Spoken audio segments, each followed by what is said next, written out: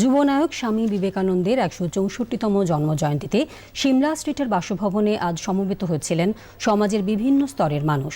তারা জানালেন স্বামীজি সম্পর্কে ব্যক্তিগত ভাবনার কথা।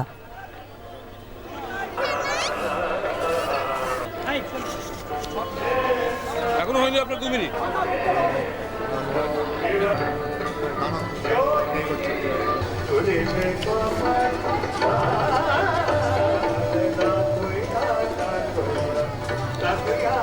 বিবেকানন্দ জন্মদিন, যিনি আমাদের পথপ্রদর্শক, যার আদর্শে আমরা মানুষ হচ্ছি, আমাদের নাতিদেরকে আমরা চেষ্টা করছি সেই আদর্শে মানুষ করা, সেই জন্যই আসা।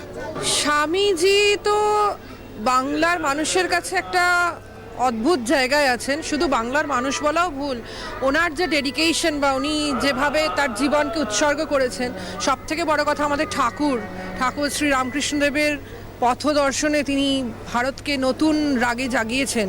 তিনি ভারতকে শুধু ভারতের মধ্যে রাখেননি, ছড়িয়ে দিয়েছেন বিদেশের কোনায় কোনায়।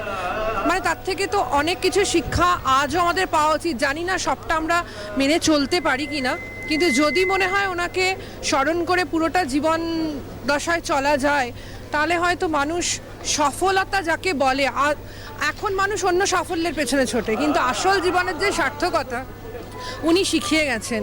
ওই গেরুয়া বসনের পেছনে উনি বুঝিয়ে গেছেন মানুষকে যে সফলতা কাকে বলে। আমি স্বামীজির ভীষণ ভক্ত।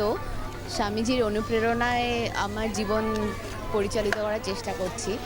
তো সেই জন্য মনে হচ্ছে অন্তত এই বছরটা আসি, কোনোবার আসতে পারি না, বেলুড়ে যাই, তো এবার মনে হলো এখানে আসাটা ভীষণ প্রয়োজন। স্বামীজিকে আমি মনে মনে খুবই মানি, কিন্তু আমার কখনো স্বামীজির বাড়ি আগে এসছি, কিন্তু 12ই জানুয়ারি আসা হয়নি।